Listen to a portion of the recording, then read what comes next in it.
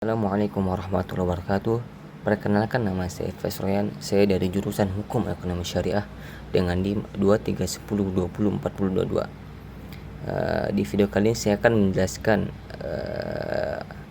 tentang makroekonomi atau isu-isu makroekonomi yang terjadi dari tahun 2020 hingga 2023. Oke.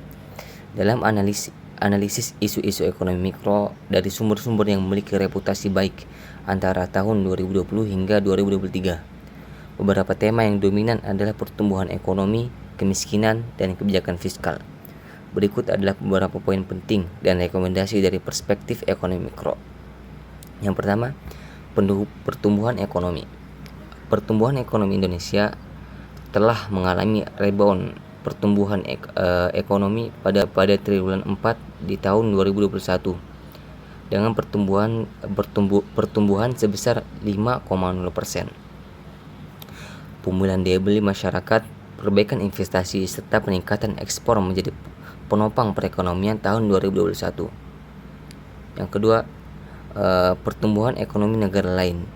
Negara-negara lain seperti Cina, Malaysia, Singapura, dan Thailand juga menunjukkan pertumbuhan ekonomi yang stabil dengan persenan Cina sebesar 5,6% dan Malaysia sebesar 3,7%. Kemudian isu yang kedua yaitu pengangguran.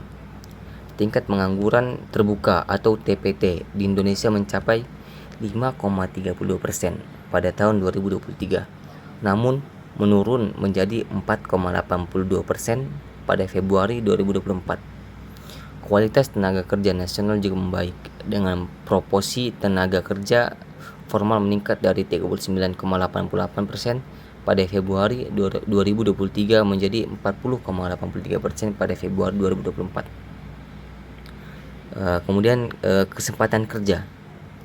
Peningkatan kesempatan kerja yang diharapkan dapat mengurangi kesenjangan sosial dan meningkatkan kualitas hidup masyarakat. Pemerintah berkomitmen untuk memperkuat kebijakan fiskal dan meningkatkan partisipasi masyarakat dalam konteks sosial, politik, dan ekonomi. Kemudian isu yang selanjutnya yaitu kebijakan fiskal. Kebijakan fiskal di Indonesia. Pemerintah Indonesia berkomitmen untuk memperkuat kebijakan fiskal, baik dari sisi pengeluaran maupun pendapatan. Kebijakan ini bertujuan untuk mengurangi kesenjangan sosial dan meningkatkan kualitas hidup masyarakat. Rasio Gini pada tahun 2024 ditargetkan berada pada jarak 0,374 sampai 0,377. Kebijakan fiskal di negara lain. Negara-negara lain seperti Indonesia juga memiliki kebijakan fiskal yang fokus pada pengelolaan fiskal yang baik dan bijaksana. Arah kebijakan pembiayaan tahun 2023 ditujukan untuk mendorong transformasi ekonomi yang inklusif dan berkelanjutan. Yang terakhir, kesimpulan dan rekomendasi. Kesimpulannya yaitu pertumbuhan ekonomi, yaitu untuk meningkatkan pertumbuhan ekonomi, pemerintah harus terus meningkatkan investasi, meningkatkan daya beli masyarakat, serta meningkatkan ekspor. Yang kedua, pengangguran. Untuk mengurangi polusi, pemerintah harus meningkatkan kesempatan kerja, meningkatkan kualitas tenaga kerja, serta meningkatkan partisipasi masyarakat dalam konteks sosial, politik, dan ekonomi.